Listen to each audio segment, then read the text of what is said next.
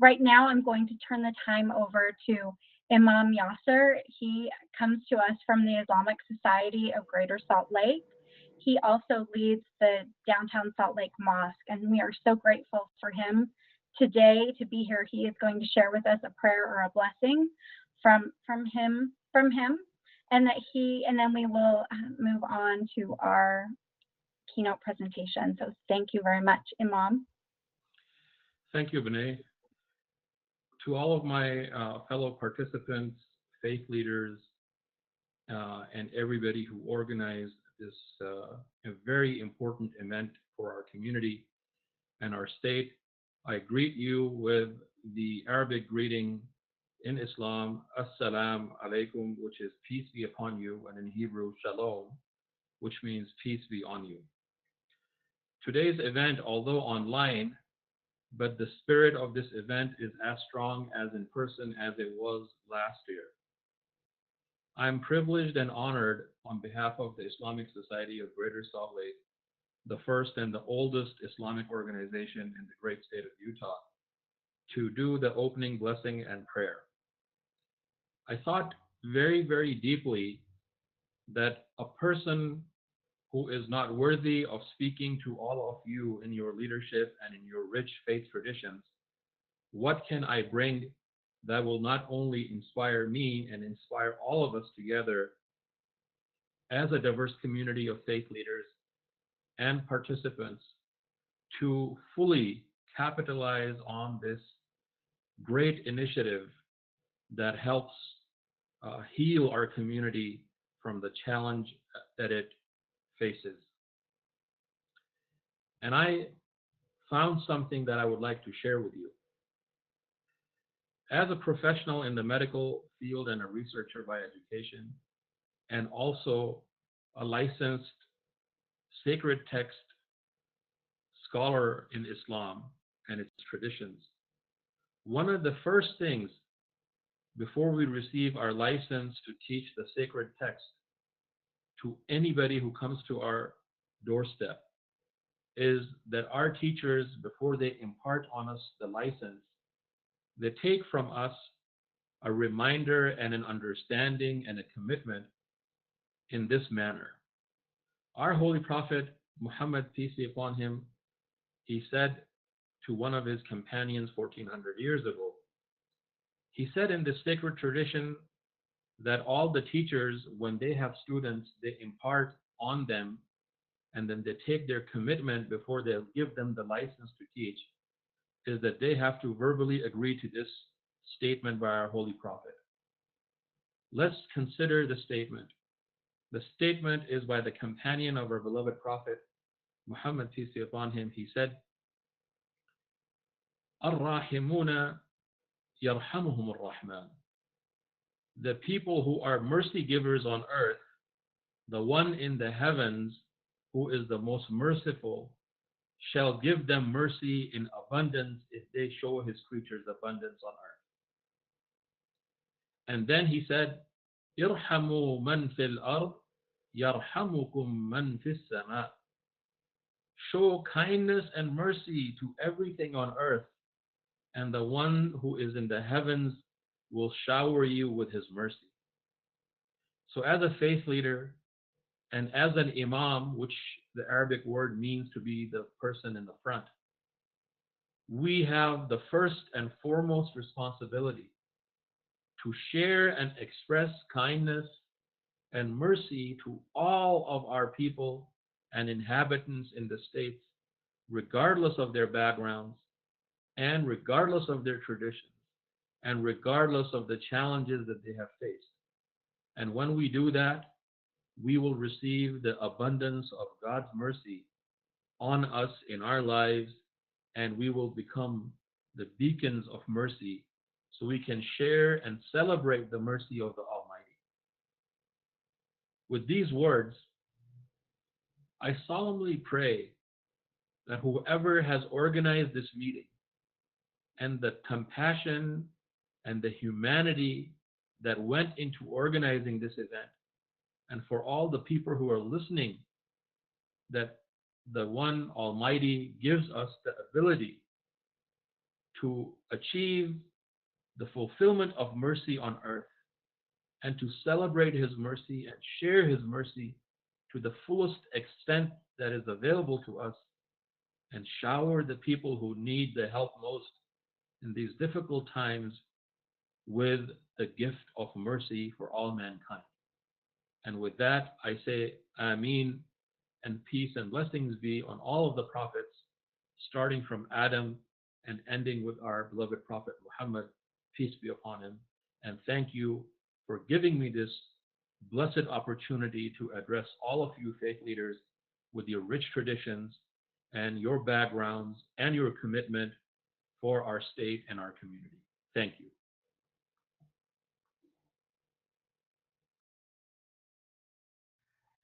Beautiful, Imam. Thank you so much. We appreciate your participation today. We're going to now turn the time over to Lisa Hanson, Jeff Case, and also Javier Allegra, and I will let them move forward. Thank you all.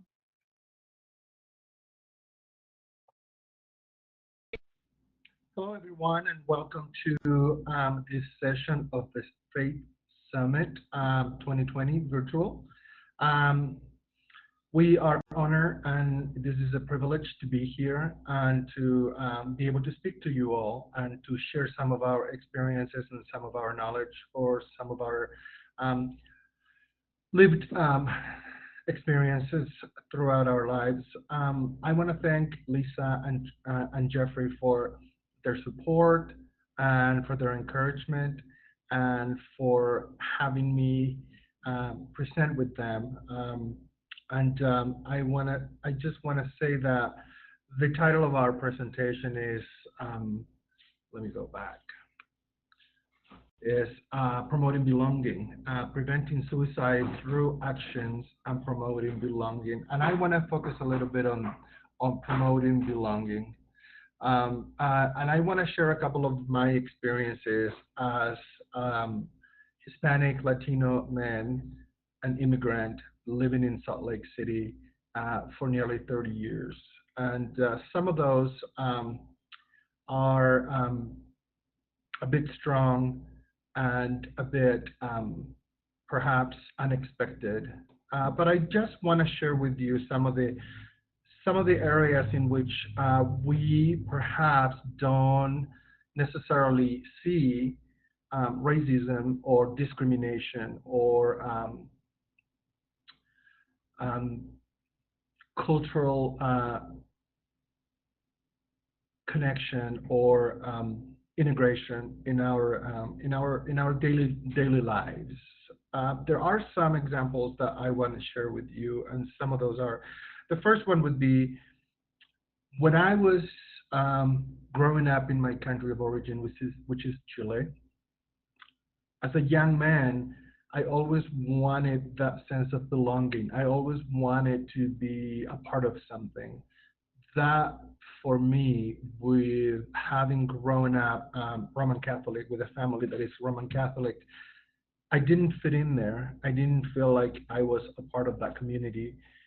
So I searched, and I searched multiple denominations and congregations, and finally landed on converting to LDS, Mormonism. I served a mission, and I came to the United States after my mission to attend Brigham Young University.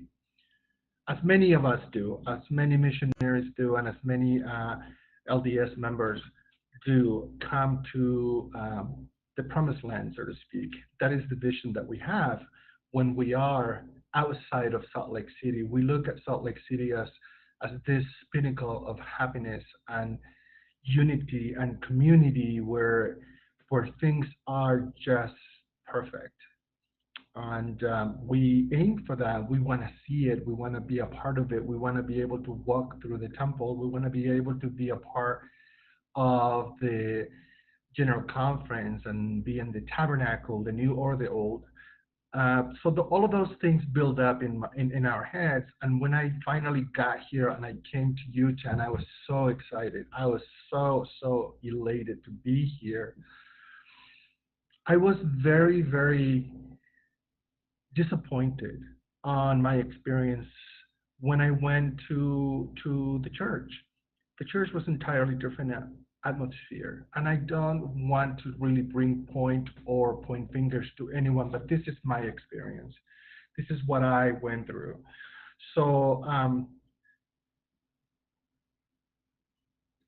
the church, the church for me in Utah, it's much different than the church outside of Utah. And I did not feel welcome. I did not feel that sense of belonging that I had in my church in Chile or in my congregation in Chile.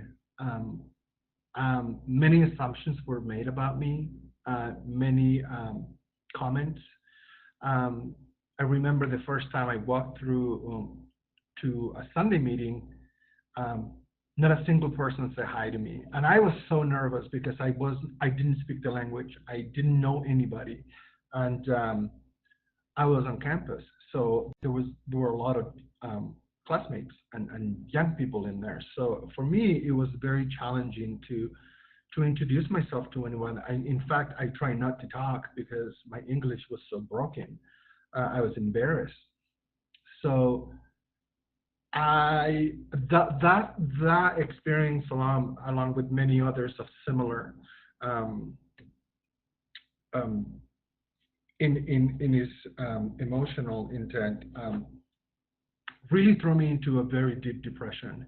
A very deep depression. I did not know because when I came here, I felt like, oh, I'm going to have a family there. My church is my family. My church or my congregation is going to be that support system. Latinos and Hispanic communities have a very strong sense of community, a very large sense of unity and solidarity. And here I felt it was all very single-minded. Everyone was out on their own, and there was really not, in my opinion, in my vision, no sense of community. So I was very depressed. Um, I went through therapy. I went through counseling. I experienced or experimented with self medication in multiple ways, and eventually, I began to understand the differences in the culture, um, Hispanic, Latino versus Eurocentric or white America. And it was very, very healing for me to understand that none of my experiences were personal. It was not about me. I wasn't the person in the faulted person or the person that was damaged, that would not be integrated into this sense of community that I had an image of in my mind, which was based on my growing up experience and my lived experiences in my country.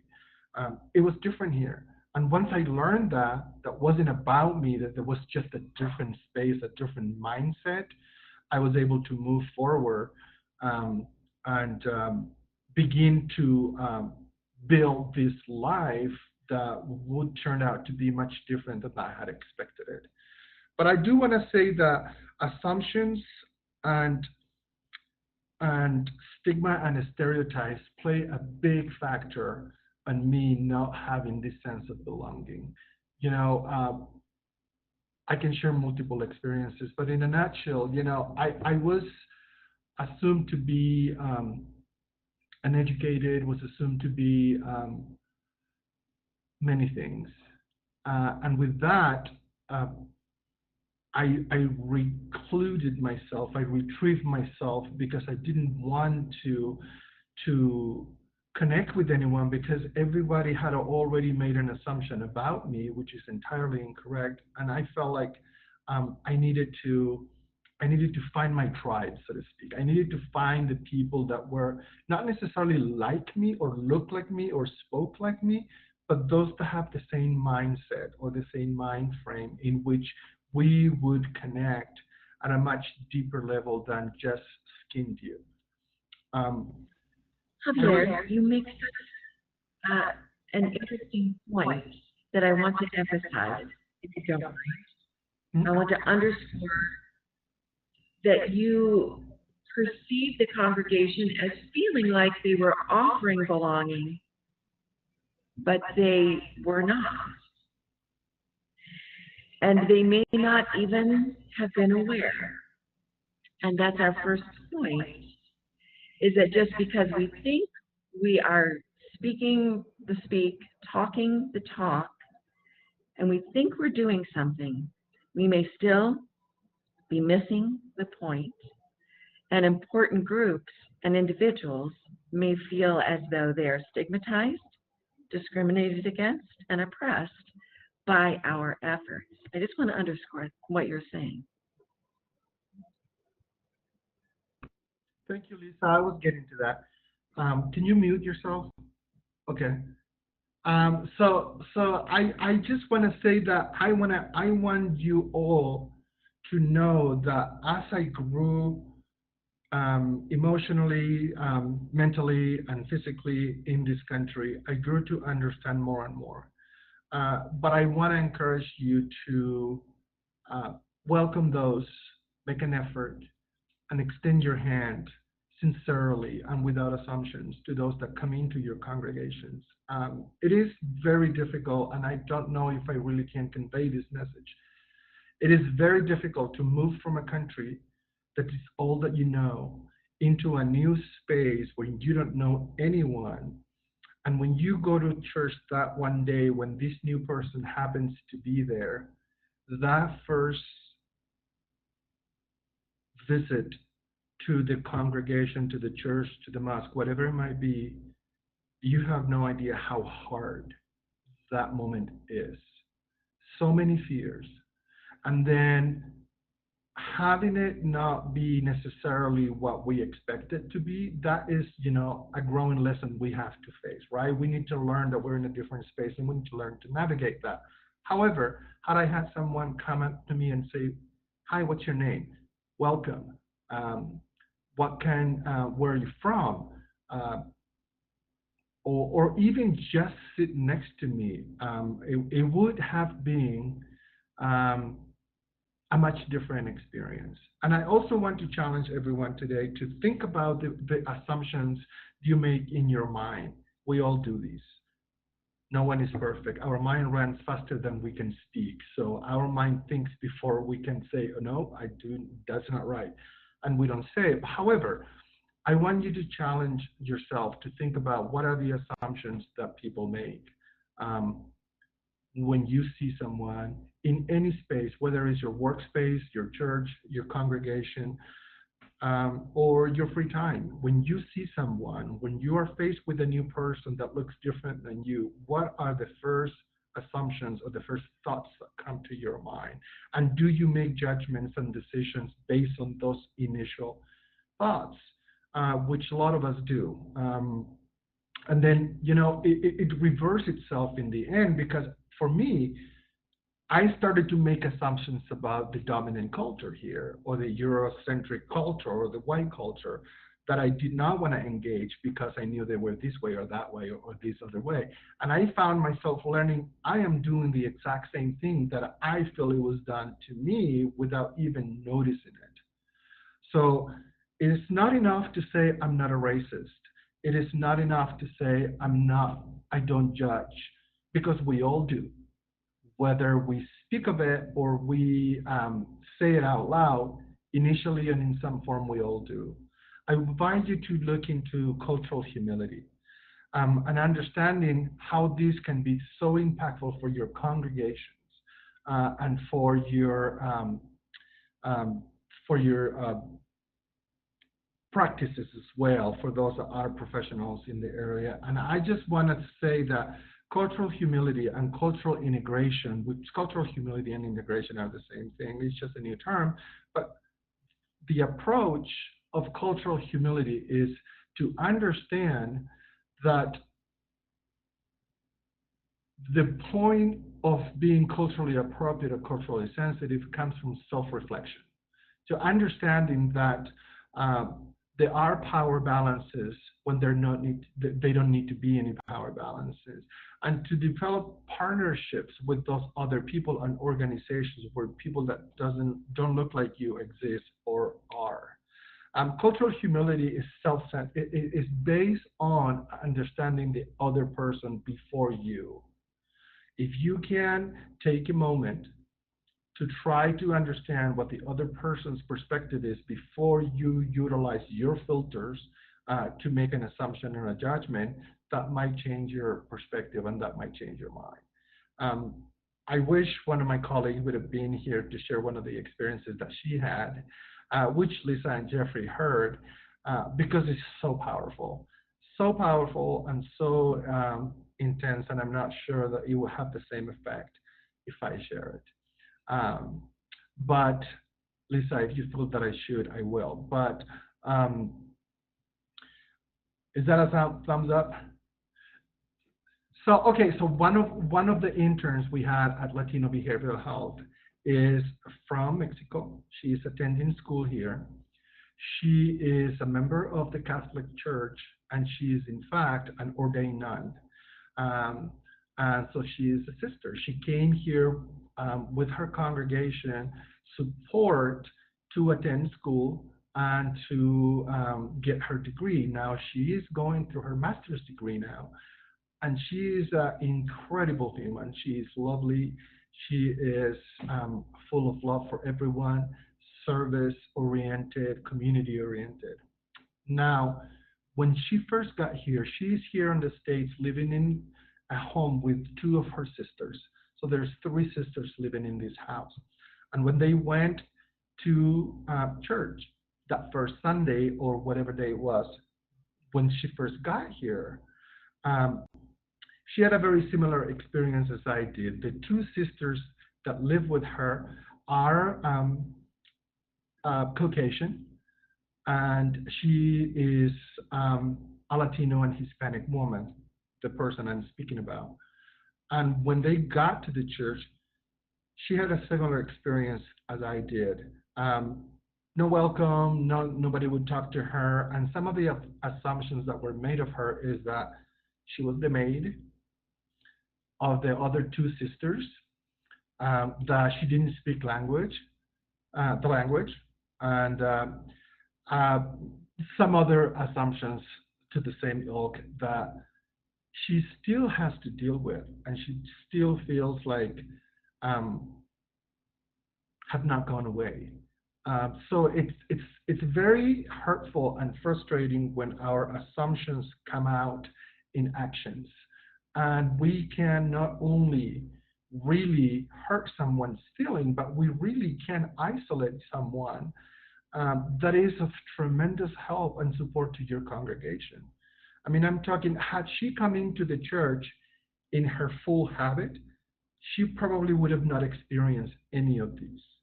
But she did not. The sisters, her congregation, wears casual clothing as any of us would. So it was not evident to the congregation that she was a nun.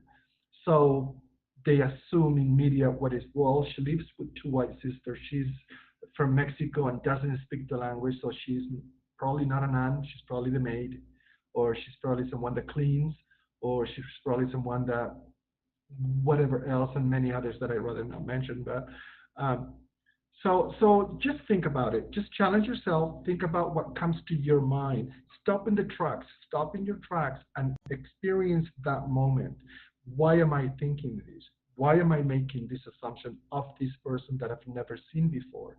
Whether that be ethnic minority or a homeless person or anyone that comes into your periphery. I would have loved it if my experience would have been different, but it is what it is. I've grown and I've learned from it, but I've also learned to understand that I am also a part of the solution. So open your minds, open your hearts, and welcome everyone. And so long. Thank you, Javier. I'm just going to give a quick answer to this question, and then we're going to move on to introduce our listeners to who we are as we're speaking. But one important way of knowing whether your group is inclusive is if there's a pathway for people who have experiences that are not optimal to actually talk with your group about that and let them know. Without having that pathway, you may never know what people are experiencing in your group. We'll talk more about that later. Want to introduce you to us. You've just heard from Javier Alegre, the Executive Director of the Latino Behavioral Health Services in Salt Lake City. Jeffrey Case is with us, and he has a black screen. So I'm just going to show you a picture of Jeffrey Case, who is a clinical psychologist. There, you get to see him. I hope your screen shows more of him. There we go. And he works at the Veterans Healthcare Administration. And the person who's speaking, me, I'm Lisa Tensmeyer Hansen. I am the clinical director at Flourish Therapy, a nonprofit providing subsidized therapy to the LGBTQ community in Salt Lake and Utah counties. We would like you to understand how the belonging that we're talking about, the inclusion, relates to the suicidality. That's the overall point of our summit, and Jeff is going to share that with you. Thank you, Lisa. I'm so happy to be here. The question always comes up, how does belonging relate to suicide? The most concise theory on this came from Dr. Joyner, a psychologist, who asked the question, why do people die by suicide? The simple question, or the simple answer to that question, is that suicide is not the solution, but it's the perceived, it's not the problem, but it's the perceived solution to the problem. And he went on to identify 3 other areas that kind of clarify what that problem might be for individuals. And so I'll spend just a brief minute talking about this. One area that we kind of look at is perceived burdensomeness, that the sum of my life is worth less than my death. And being around other people makes their lives harder or more worse off. And there are many examples for how this could look, but people who experience chronic health problems, prolonged periods of unemployment, psychological problems as well can be perceived as burdens on others. We also know that in home settings where there's domestic violence, that the person might also be perceived as a burden on others. When that gets heightened, people start thinking, if I just weren't around other people, they would be better off. And the thoughts of death start to kind of creep in, and suicidal ideation comes in. The other component that we're going to really talk about, though, is this perceived burdensomeness. As human beings, we rely heavily on connectedness, on being parts of a group, of a family. We assign groups to people when we see them, and we identify ourselves by the people that with whom we associate, often with family or religious ties or ethnic ties. But we all are part of groups. And when you see groups happening and people being rewarded for being in groups, and you're not a part of that group, you start feeling outside of it, right? And then the messaging that kind of comes in from that, when you are feeling like an outsider in a group where the rewards are happening, again, the suicidal thoughts can start coming in. We know that with perceived thwarted belongingness, right? The efforts to connect are thwarted. When that occurs, suicidal thoughts get very strong with that component as well. When the thwarted belongingness kind of combines with the perceived burdensomeness, people start really contemplating ending their lives, and active suicidal ideation and planning comes into play. I'm not going to touch too much on acquired capability. This is Joyner's 3rd part. The ability to enact violence on oneself is an acquired ability, and there are some things that kind of go into that. But we're really going to talk today about that belongingness. And Javier's story illustrated the impact of the thwarted belongingness. He was in a new country, in a congregation. He wanted to be included, and he saw people around him experiencing being included, but didn't have access to that. And the depression kicks in. Depression is strongly linked to suicidal thoughts and suicidal behavior, right? And so looking around, trying to make sure people that are on the outside, on the fringe, are connected, they feel like they're a part of us. Let me give you a quick story. I was active duty Army for 8 years, and when I went to my officer basic course, we were kind of a sea of sort of the same kind of people. We were all wearing the exact same outfit, and we had the exact same haircut. We looked very similar, but in walked a young man who looked different than the rest of us. And he didn't get the memo that he needed to come in uniform, so he was wearing basketball shorts and a tank top. He had a dark skin relative to everyone else in the room, and he had very distinctive Middle Eastern features. he stood out, and he was and perceived as kind of different for a number of different reasons. But when I saw that he was different, I was very curious as to how a Middle Eastern-looking man could be sitting in a U.S. Army basic training course in 2006. And so I made it my point to sit with him and find out what his story was, and that conversation changed the course of my life, helping him feel included, part of us, laughing over his sad costume choice for the day. But we have he was a Shia Muslim who came into the military as a medical officer and remains a very dear friend of mine. But we have to have that inclusiveness in order to benefit from the safety of having a group around us. And when that's not there, depression and suicidal thoughts will be present. Thank you, Jeff. The lovely thing about Joyner's model of suicide is that it has received a fair amount of research, and it actually seems to be supported in the real world, if we want to put it different from the thinking world. When people start to feel thwarted belongingness, that's when suicidal ideation begins. When you add to it perceived burdensomeness, that's when repeated suicidal ideation continues. That seems to be reflected in people's experience. So being aware of what our actions do that create belongingness, or that seem to reject others' contributions and make them feel as though they're a burden, those are important actions within our ability to help people feel like we value their mental health. Next slide helps us understand what it is that actually happens when people are excluded. It isn't just all in their heads, at least not to the extent that anything that happens to us, including physical pain, is also in our heads. But what research is helping us understand is that when we experience a snub, or when we experience people who we perceive to be in power, even if they feel rather powerless, or they feel like they don't know what to say to us, or they feel like they're not discriminating against us, when actually the circumstances suggest that they are, when we experience this, there are almost immediate physiological consequences.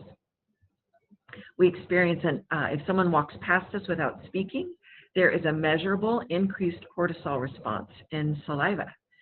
Heart rate accelerates, and the measure of heart rate variability, which is one of the strongest measures of many kinds of health, immediately decreases.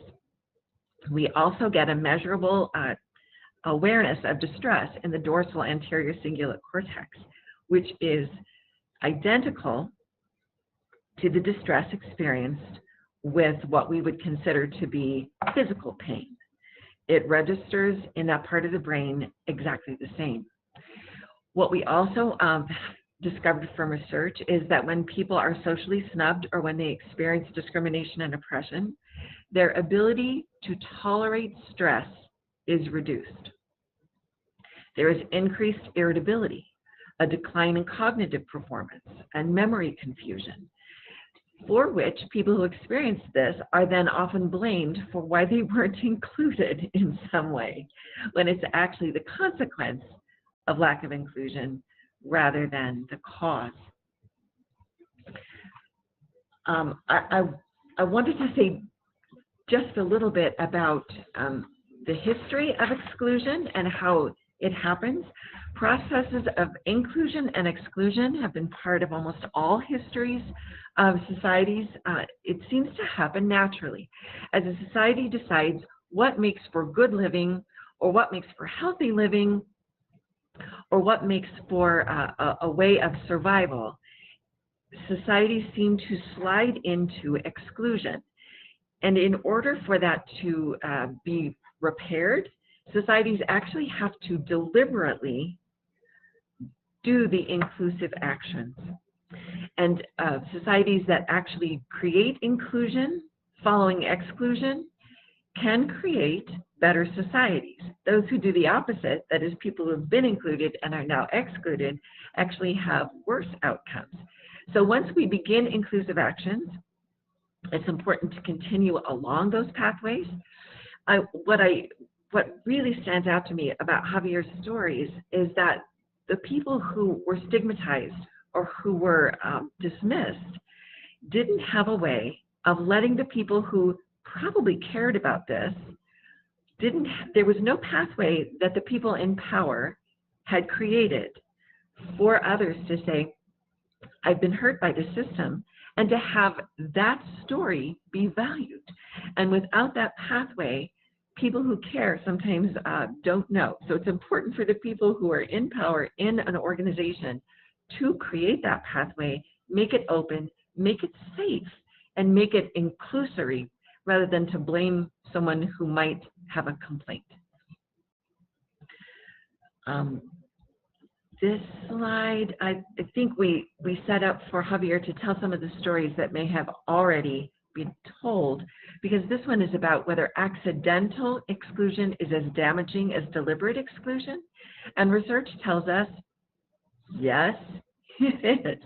People have the same response to accidental exclusion as they do to intentional. That may be because when it is accidental, we don't know that. We also don't know, if we're being excluded, whether there's something that's actually going on in people's minds that they're not going to tell us, that it actually made it intentional, or that they are experiencing a prejudice that makes it just as damaging. Javier.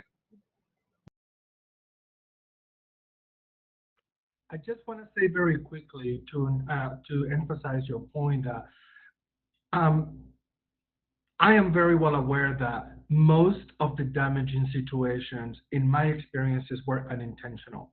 I don't think anybody, especially in my congregation, especially in my church, and I don't think I said that, but I wholeheartedly believe that no one was intentionally trying to hurt me. And that's what I meant when I say, when I understood that it wasn't about me. It was about what we do in everyday life and stepping outside of that and perhaps opening our minds with cultural humility as to what somebody else's experience looked like. That might make a world of difference. Absolutely. Thank you for that.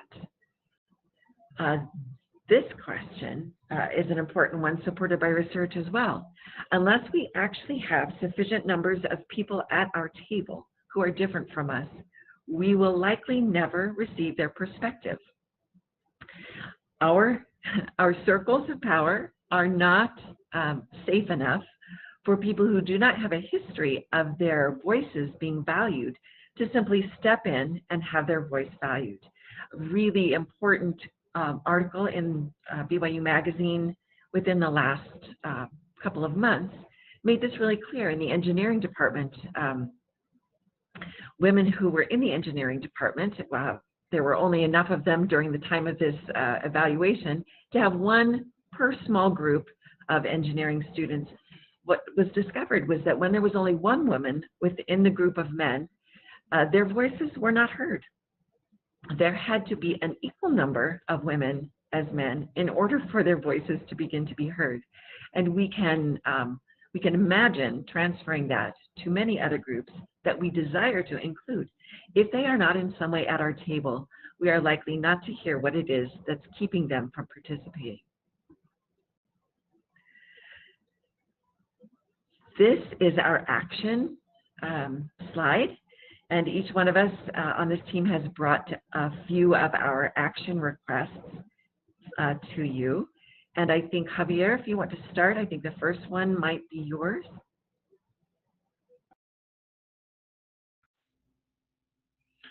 I think this goes back to what I was saying with our minds are faster than we can control.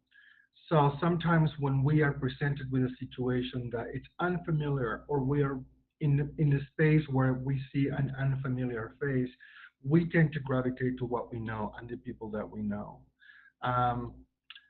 This can be, like Lisa was saying, an unintentional exclusion of someone new, of someone that is not comfortable, or someone that is experiencing we don't know what this person is experiencing. I like Jeffrey's story about take a moment, sit next to this person and ask him, hey, where are you from? What are you doing here? I mean, not what are you doing here, but what brought you here? And get to know that person and give him an opportunity. But more so than anything, um, take a moment to learn how to recognize those moments in your mind when the assumptions are being made. When you see someone or experience something that is unfamiliar or perhaps threatening in your own perception, why? Why is this threatening me? Why do I feel uncomfortable with this? Is there actual danger here, or is just my preconditioned existence that is telling me society, etc., etc.? Just take a moment, delay the reaction, and then perhaps do the opposite of your initial reaction, and then extend your hand and sit next to this person. Jeff, are there ones here you'd like to comment on? Yeah, I think it is that listening. It's that a lot of times we are not truly listening. We're just waiting to interrupt. We're waiting to defend. And and I'll talk about this in a minute, but when we're feeling defensive, to kind of sit with that and say, I wonder why I'm feeling like I need to defend myself instead of just listen and have the humility to ponder that um, perhaps I unintentionally caused harm or unintentionally created a space where someone didn't feel like they belonged or separated them. So just, yeah, please listen. Thank you, Jeff. I think one thing that might be important for us all to know is that when people are willing to complain to you about your organization, that is a very good sign. Your response to that will make all the difference. It means that in some respect, they feel like they may have a positive impact on you. How you respond to complaints of people about not feeling like they belong is perhaps the most important method by which you show that they belong. And that's what our next slide is about. If you have questions on this one, we didn't discuss all of them. We are happy to answer specific ones, so please put them in the chat box. This next slide is about how to respond when someone is, wait, this is not the one I thought it was. This is a good one too, though. Responding when someone offers you something that feels difficult, the least helpful response is to explain. When someone says, actually, I'm not the maid, I am a participant here, to try to explain why you thought they were the maid is the worst possible response to create belonging. To accept the difficult news would sound something like, my bad, period, and allow them to tell you more about them. This is a way of taking a one-down position when you have done something oppressive or something that is offensive. Okay, inclusion and action. I think, Javier, we were inviting you to maybe address some of these as well.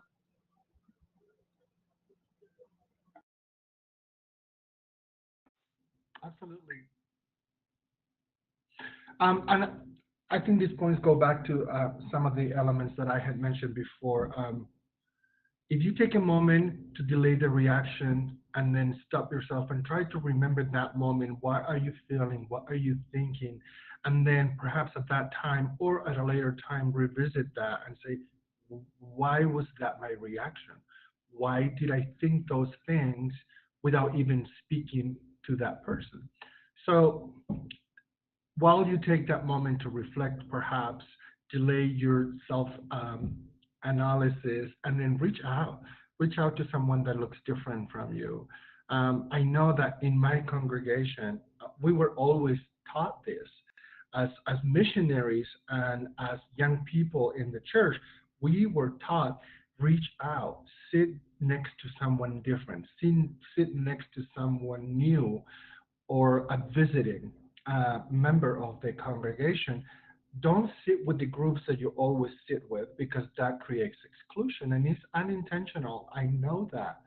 But in a congregation, we want the whole community to feel welcome. I mean, if we sit in different spots all the time and avoid grouping, that I invite you to do that. It creates a much different environment. Um, when you walk in the room, consider your assumptions. Like I was saying, stop yourself, remember, be present in that moment, and start thinking about why am I reacting this way, thinking this way. We all do it when we walked into, I speak for myself, when I walk to church and I walk into the doorway and then I look, where should I sit? Where are my friends?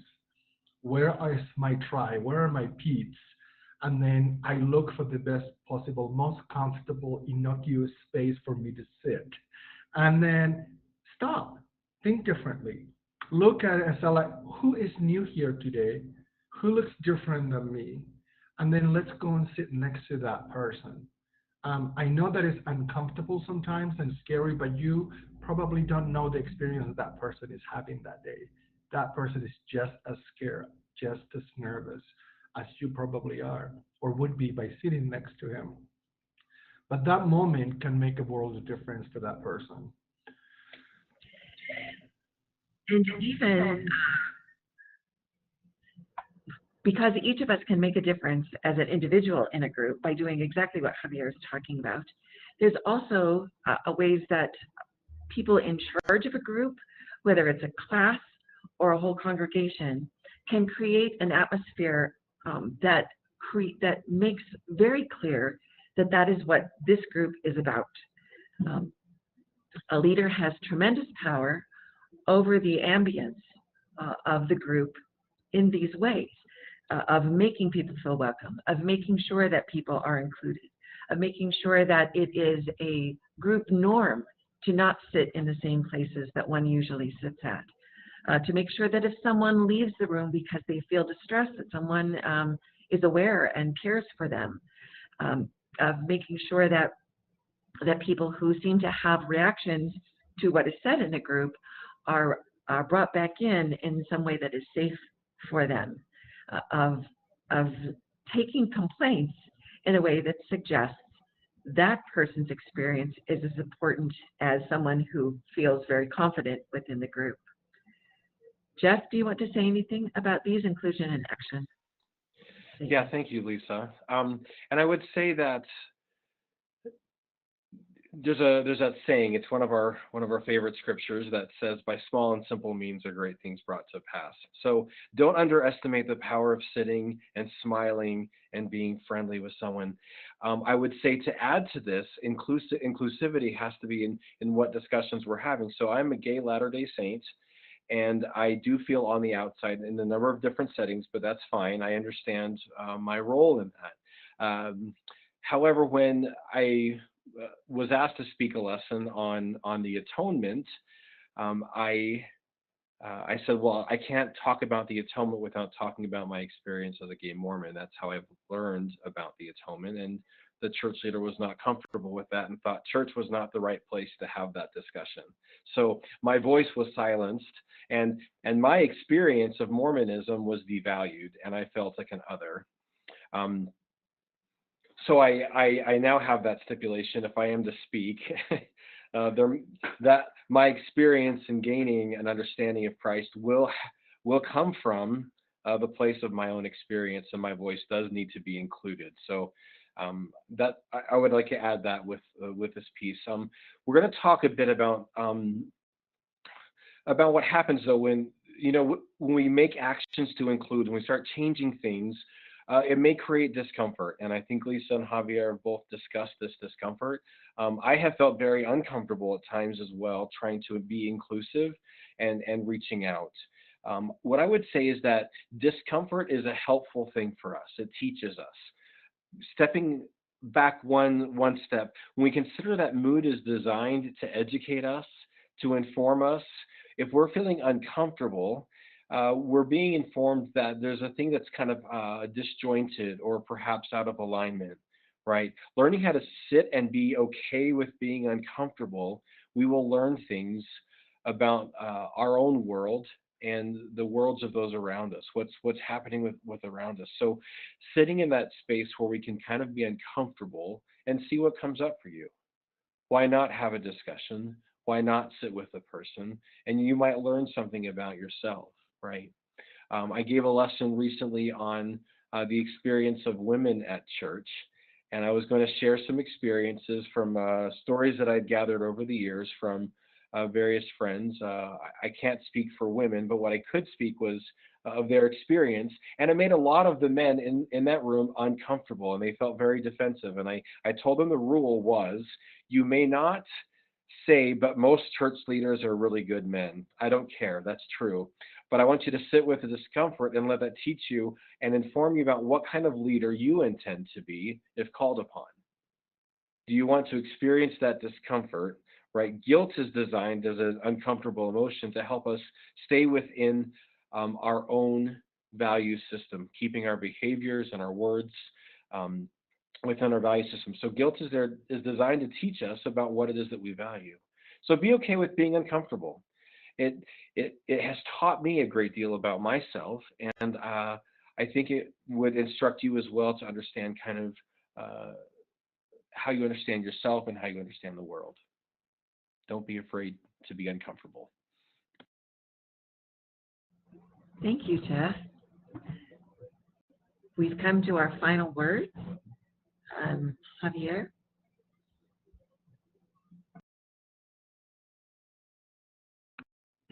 I first want to say that it wasn't my intention today to point fingers or to highlight any particular congregation. However, it was my intention today to share my own personal experience, and that happens to be my path. I do want to say that um, I want I want nothing else but for all of us to work together and to get to know one another. If I understand cultural integration or humility in the way that I do, I could say to you that the only thing that we all know is that we don't know what somebody else's experience look like or what somebody else is going through. The only way we can find out if we understand and accept the fact that we don't know and that we are need to put ourselves aside for the other person and try to enter or understand or at least welcome that experience into your world. Cultural integration is not about you taking a class, checking the box, and saying, I'm culturally competent now. Cultural integration and cultural humility is an ongoing process.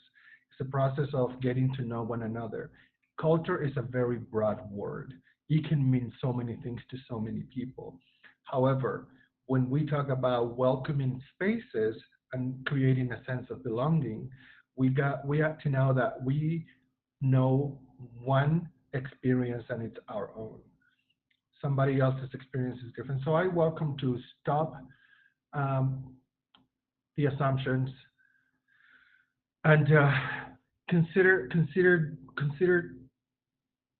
acting or reacting the opposite way that you normally would. If you feel threatened in certain spaces, take a moment to sit with that thought, sit with that um, perception or conception, and then try to understand why. Where does that come from? Does it come from fact? Does it come from my lived experiences growing up in a family in a certain way or in a culture that is in a certain way? But just give everybody the benefit of the doubt and then sit next to them and get to know them. Thank you, Javier. And my final words are about how faith congregations, since the time began to be written down, since history was written down, have had difficulties in excluding people that eventually became included in congregations as full participants.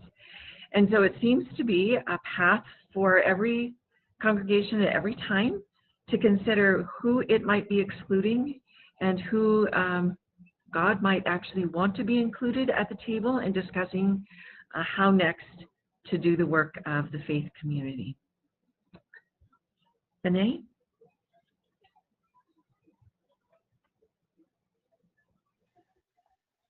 I want to thank all of you for being here today, for Lisa and Jeff and Javier. I think we addressed most of the questions that were in the chat, and I want to reiterate what many have said, that they are very grateful for the information that you have given and ways that they can look at their own personal beliefs and biases and how they're treating others when they walk into a room. I know myself, I started thinking about people within my own religious congregation that I could be better at sitting next to and reaching out to and calling during the week. Thank you all for being here. Thank you, Lisa, Jeff, and Javier. I appreciate you today. It was wonderful. For all of those who attended, please know that there will be a recording of this session and we will send it out. There have been questions about sharing your slides, and I don't know if you're comfortable with that. We've talked with the other groups that we will make them available via a PDF so that they can view the content, but also with the importance of reaching out to someone to do a training within your congregation that is qualified to do such training is important. We also will be sending resources out with the follow-up email with this recording. We have this amazing digital resource binder that is available to all of you that has all the resources within Utah for your use. So again, thank you all for being here today. I can't express how grateful I am to all of you. This was wonderful. Thank you.